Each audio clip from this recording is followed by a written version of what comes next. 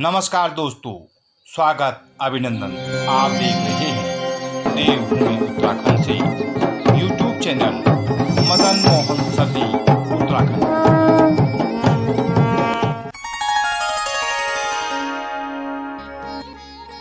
ओम सौराष्ट्र देशे विशुदेतिरम्ये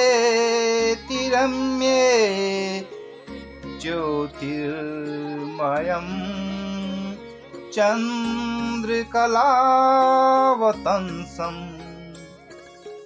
भक्ति प्रदानाय कृपावतीर्णं तं सोमनाथं शरणं प्रपद्ये।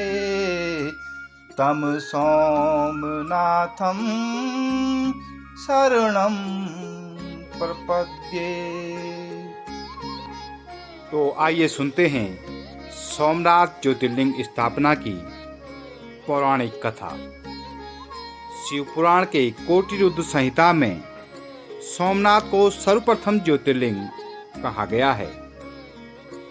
सोमनाथ ज्योतिर्लिंग गुजरात राज्य के सौराष्ट्र क्षेत्र में स्थित है। सोमनाथ ज्योतिर्लिंग की स्थापना की कथा शिवपुराण के अनुसार इस प्रकार है कि प्रजापति दक्ष ने अपनी 27 कन्याओं का विवाह चंद्रमा से किया, जिससे सभी कन्याएं चंद्रमा को अपने पति स्वरूप में पाकर अति प्रसन्न हो गई। लेकिन चंद्रमा उनमें से सिर्फ रोहिणी को ही सबसे अधिक प्रेम करते थे। इससे बाकी 26 बहनें दुखी रहने लगी और वे अपने पिता दक्ष की शरण में चली गई। इस बात को सुनकर दक्ष प्रजापति भी दुखी हो गए।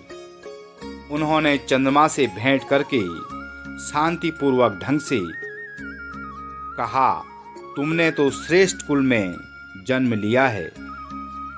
तुम्हारे द्वारा अपनी पत्नियों के साथ ऐसा व्यवहार उचित नहीं है। तुम्हारे द्वारा अपनी सभी पत्नियों को एक रूप प्रेम और सम्मान दिया जाना चाहिए।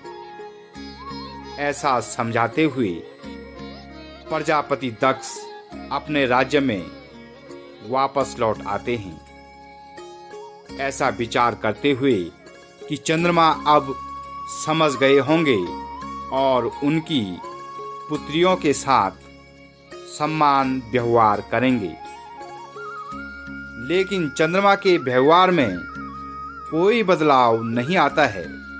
चंद्रमा रोहिणी के प्रेम में इतने आसक्त हो गए कि अपनी अन्य पत्नियों का कभी सम्मान नहीं किया।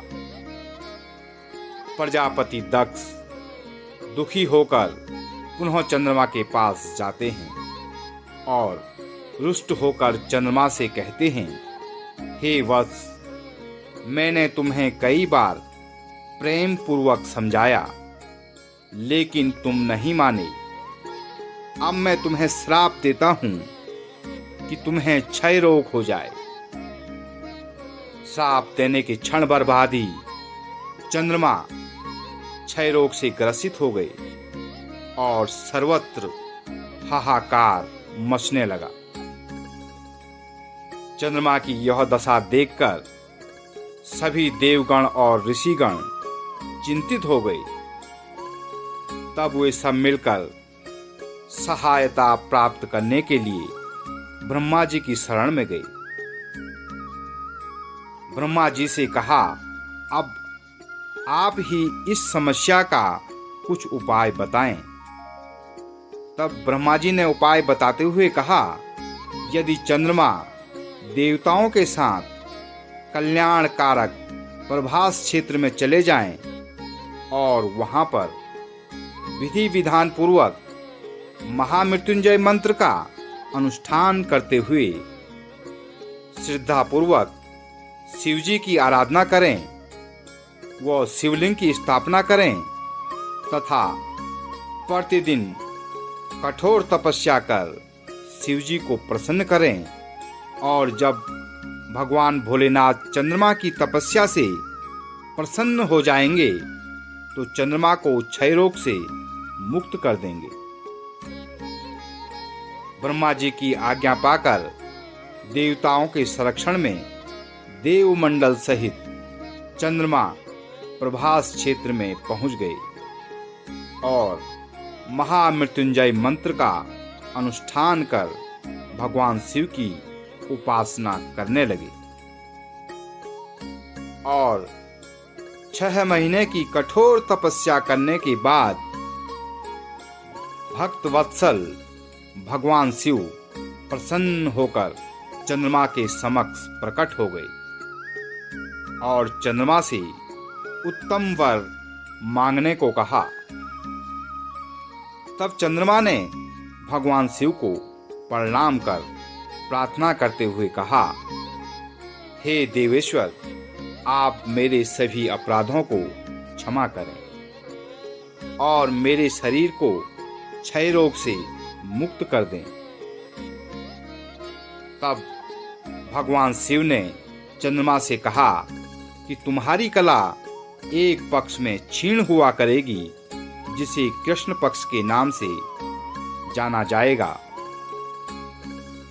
और दूसरे पक्ष में तुम्हारी कला प्रतिदिन व निरंतर बढ़ती जाएगी, जिसे शुक्ल पक्ष के नाम से जाना जाएगा। इस प्रकार तुम स्वस्थ व लोक सम्मान के योग्य हो जाओगे। इस तरह से प्रजापति दक्ष का श्राप भी रह गया और चंद्रमा को अपने कष्ट से मुक्ति भी मिल गई। तब चंद्रमा ने भक्ति भाव पूर्वक शिव जी की स्तुति की और शिव जी चंद्रमा के सुदृढ़ भक्ति भाव को देखकर निराकार रूप से साकार लिंग रूप में प्रकट हुए और तीनों लोकों में सोमनाथ ज्योतिर्लिंग के नाम से प्रसिद्ध हुए। तब वहीं पर सभी देवताओं ने सोमनाथ कुंड की स्थापना की, जहां पर भगवान शिव और ब्रह्मा जी का निवास माना जाता है। इस प्रकार हुई सोमनाथ ज्योतिर्लिंग की स्थापना।